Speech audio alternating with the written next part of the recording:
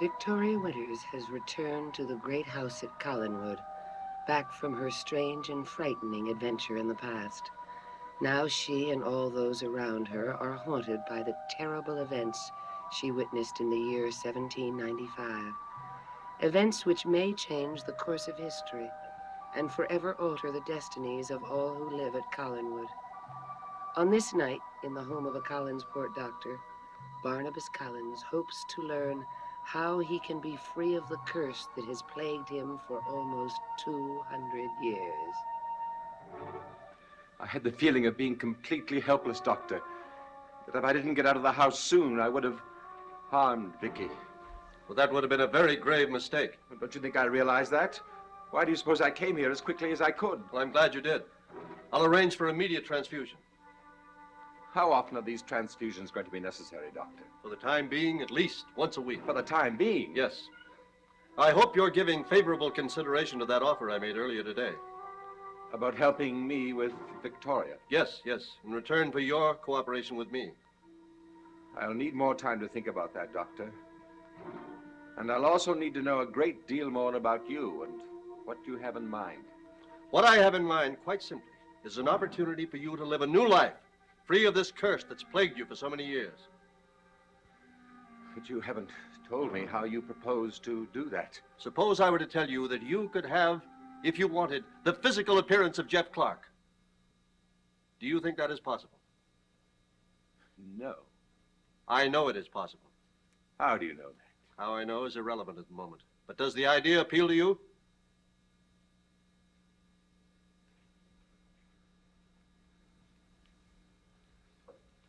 Well, I don't know. Well, don't you think it would help you to win Vicky back? Doctor, I'm very grateful for all that you've done, and I find you a most interesting man, but annoyingly mysterious. You keep talking about a great plan that you have, about something very special in nature, but you never come around to being specific about it. I'm not at liberty to be specific about it yet. Then I'm sorry, Doctor. I cannot, in effect, consign my future to you unless you're willing to tell me everything. Barnabas, soon, very soon, I will reveal my plan to you. And you will begin a new life.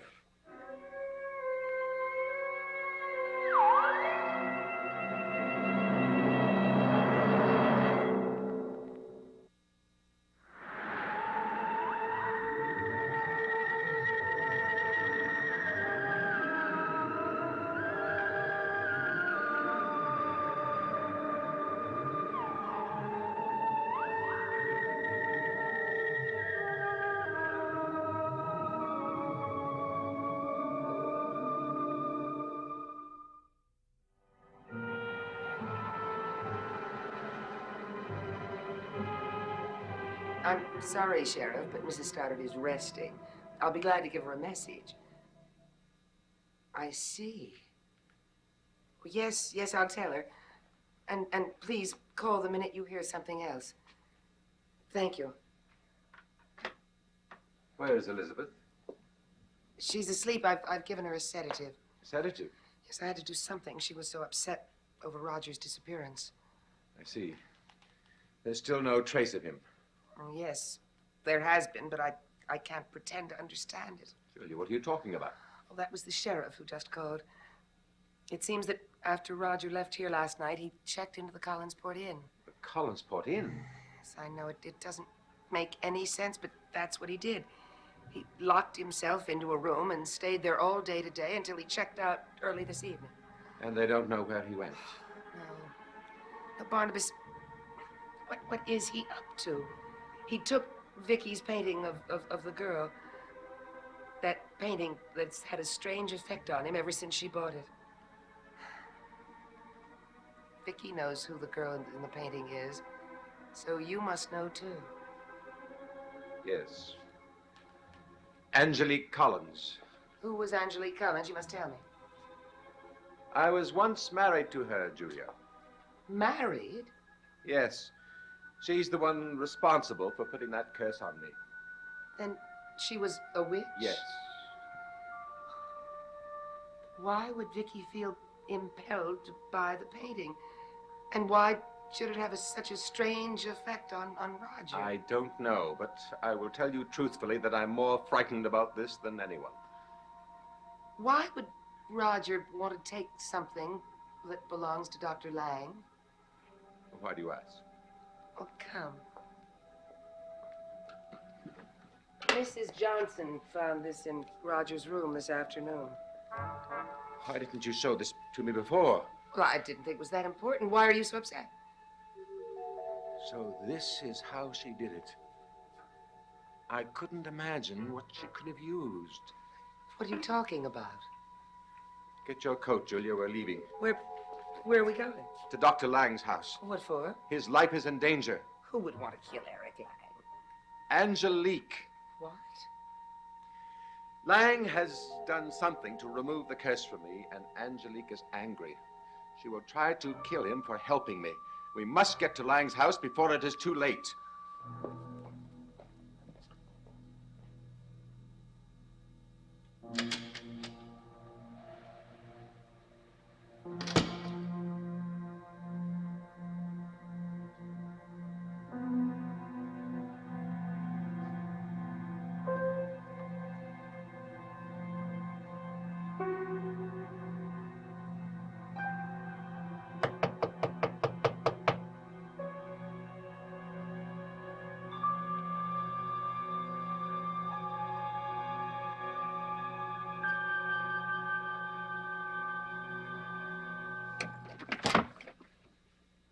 Mr. Collins. Good evening, Dr. Lang. Are you alone? Yes? I'm sorry to disturb you, but I must see you at once. Well, my office is closed now. I would say that this is a matter of utmost importance. May I come in? Yes? Yes. Please come in.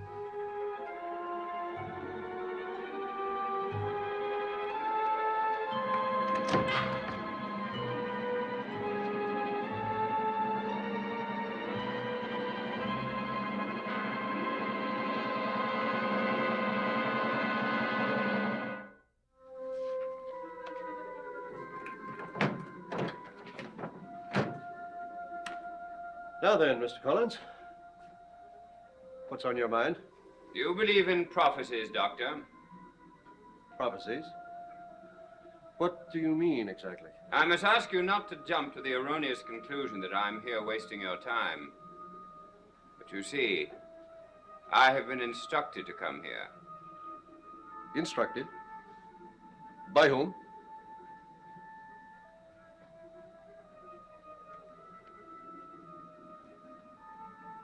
I don't know. I see. You have the impression that I'm crazy, is that right? Not necessarily. I heard a voice tonight. A voice? It sounded a grave warning to me. That I either see a doctor immediately, or I would die before dawn. Did this voice tell you how you would meet your death? A stroke. You don't believe me, do you? About the voice? Yes. Well, I'm certain that you're convinced that you've heard your voice, but I heard this voice, but what puzzles me is why didn't you consult your family doctor? He was out of town. I see. Mr. Collins, have you ever had heart trouble before?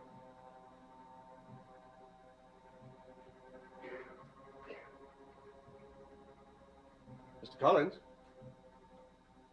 What? Have you ever had heart trouble before? There have been a great deal of sudden deaths in my family. Caused by heart failure? The causes have varied with the times and the individuals. But have you ever had heart trouble before? No. I was just noticing your harpoon collection. Oh, yes. They're fascinating weapons, aren't they? Yes. Now, if you sit down and make yourself comfortable, I will prepare the electrocardiogram. I suppose you're something of an authority. I beg your pardon? On harpoons. I mean, you must know a great deal about them. Mr. Collins, if we're going to give you a hard examination this evening, I think we'd better get to it. The prophecy said I would die at dawn. I still have several hours. Yes, but it's getting rather late for me. I was hoping you would tell me something about your collection. Some other time, perhaps? I'm surprised, Doctor. Usually men are very eager to talk about their hobbies. Why not you? I usually am. Well, then, by all means. I'm very interested, especially in this top one. May I look at it? Very well.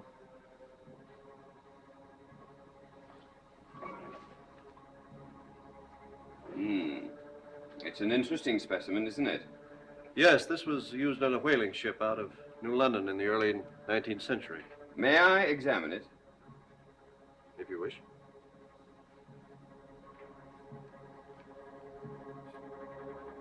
Oh, don't you have some equipment to prepare or something? Equipment? Yes, for my examination. I was under the impression that you wanted to discuss my harpoon collection. Well, this one item is so curious that it'll keep me busy until you're through doing whatever you're going to do. Then we can resume. Very well. I'll only be a moment.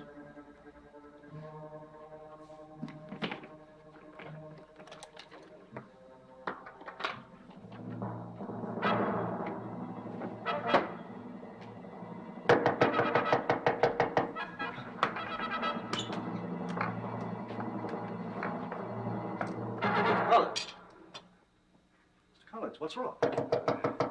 Yes, I'm coming. Oh, Judith, Barnabas. I was right, he's here.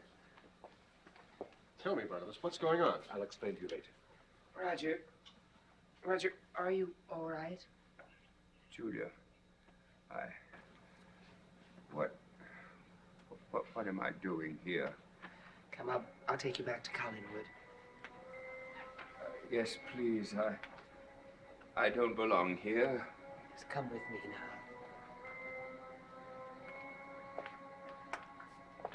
now. Barnabas, will you please tell me what's going on here?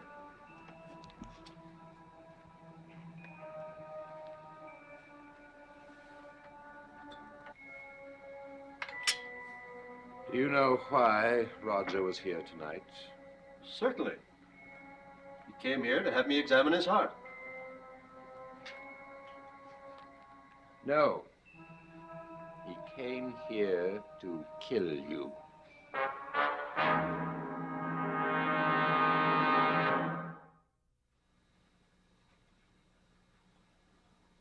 Roger Collins came here tonight to kill me. That's what I said. Oh, Barnabas. Barnabas. Have you lost your mind completely? No, but it's safe to say that Roger temporarily lost his. Why, this is ridiculous. The man hardly knows me. I think we've met just once before in my life. Well, under the circumstances, once was enough. Well, now, I grant you that Roger is an eccentric. But this is going a bit too far. He's not insane. I mean, after all, he's a wealthy man. He has a reputation to protect. And I hardly think that he would risk everything to kill someone that he barely knows. Doctor, what you must understand is that he had no choice in the matter. Now, what do you mean by that? Well, didn't you notice the change in him after Julia and I came in here tonight? It was obvious that he didn't know why he was here. Well, he acted so strangely when he came in that I didn't notice how strangely he was acting when he left.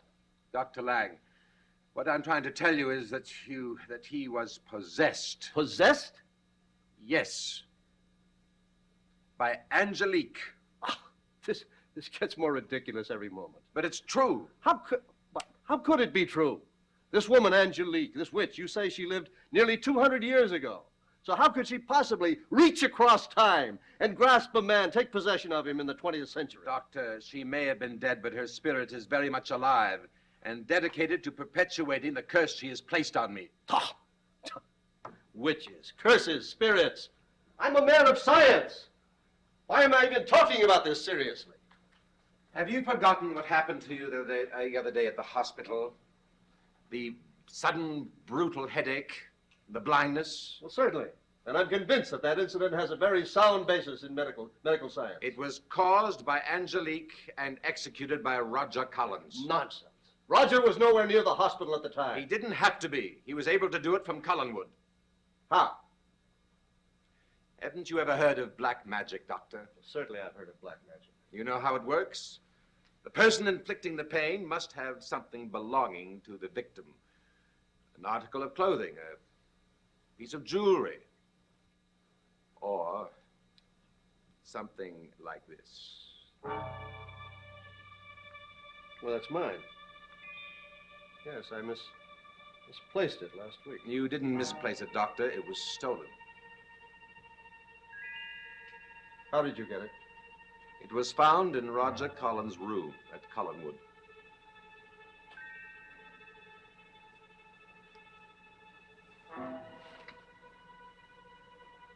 So hard to comprehend.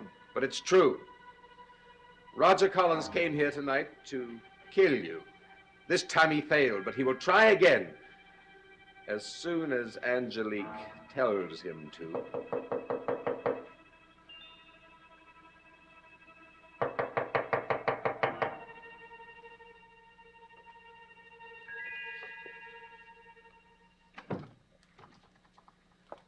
Barnabas. What's the matter, Julie? I was driving him back to Collinwood. I stopped at an intersection. Suddenly, without a word of warning, he opened the door of the car and got out.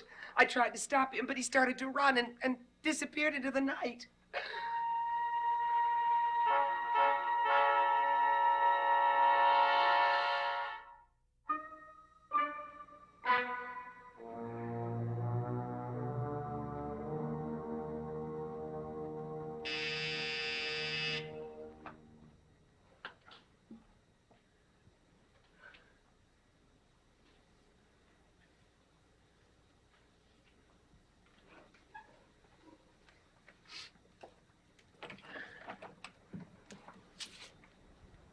Collins. May I come in, Professor? Yes, of course.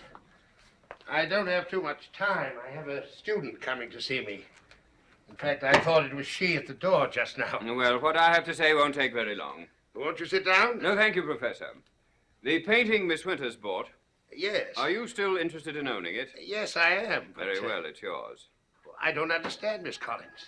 Mr. Collins, I thought Miss Winters was determined to keep it. She has changed her mind. Have you changed your mind, too? The last I recall, you offered her $500. Well, I'm no longer interested. I see. Well, I'd still be delighted to own the portrait, but I'm afraid I don't have time tonight to negotiate a price. Oh, the price is no problem. You may have the painting. I can't accept it on that basis, Mr. Collins. Well, you may send Miss Winters a check tomorrow for whatever value you place on it.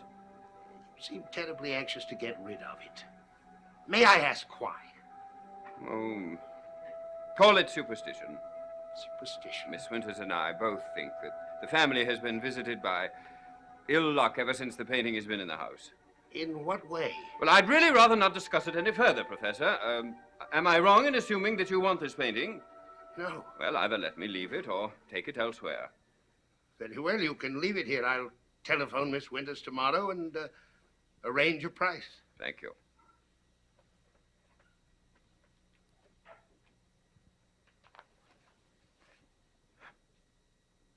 What's wrong, Mr. Collins? The painting is gone.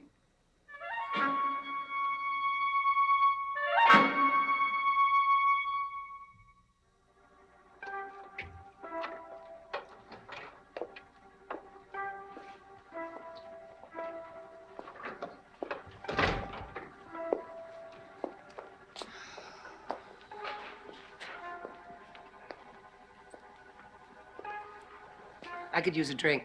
How about you? No, thank you.